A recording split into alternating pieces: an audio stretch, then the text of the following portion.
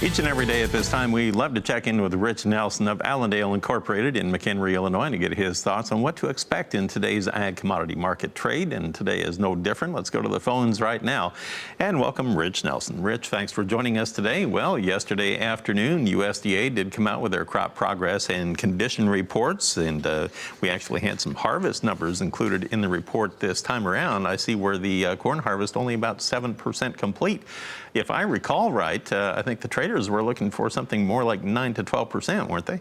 I think that's right. In fact, one newswire we kind of look at had numbers up to 10% for an estimate. So these numbers are a little behind as far as corn. This was the second week we've had as far as harvest numbers on the corn end of things.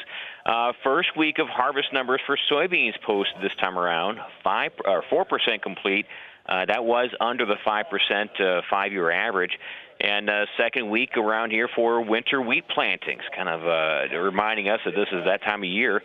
They went from 5% complete to now 13% complete for this category. So as far as all these numbers, a little bit below the average trade guess, according to one newswire here.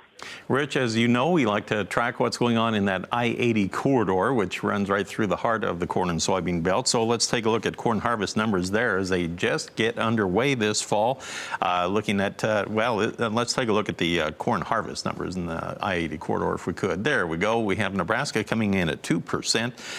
The five-year average is 7%, so they are getting off to a slow start.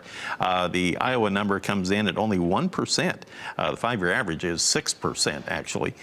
Illinois, we had a total of 5% compared to a five-year average of 13%. And Indiana, 5% complete. Their five-year average is 7%. And we have Ohio, 1%. Five-year average is 2%. So just kind of getting a decent start. Now, we have numbers for the soybean harvest in that same area here. And we have Nebraska showing progress of 3% done on their harvest. Their five-year average is 2%. Iowa, 2% complete. Their five-year average would be 3%. Illinois just getting a good start at 1% done like they normally would. Indiana, 2% complete.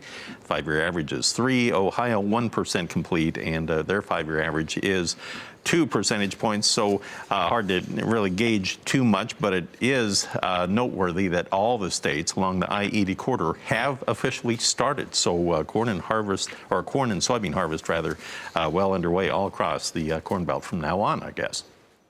Certainly true. And a lot of people pointing out that just like we mentioned yesterday with that early discussion for Southern Illinois, we are hearing maybe a little better than expected numbers as far as early harvest results. That's, of course, not a clear indication as far as the whole harvest progress or yields, but at least right now we're hearing some good numbers being posted, but these are not yet in the key concerning areas, so we'll see about that here these next few weeks. Now, we do have some national summary of the crop condition as well, and on the national summary for the corn condition, the good to excellent rating remained unchanged at 61%. Soybeans did go down 1 percentage point at 59%, and cotton did lose 2 percentage points down to 61%. Good to excellent. Just to give you a clue of what went on overnight in the Globex trade, let's look at the corn and soybean futures here to give you an idea how we're setting up for today. December corn is a penny and a quarter higher at last check at 352 3/4. And we have on the soybean side, let's go to November, see how it traded overnight. We're down just 1 tick at 967.5, but it's been on both sides of unchanged.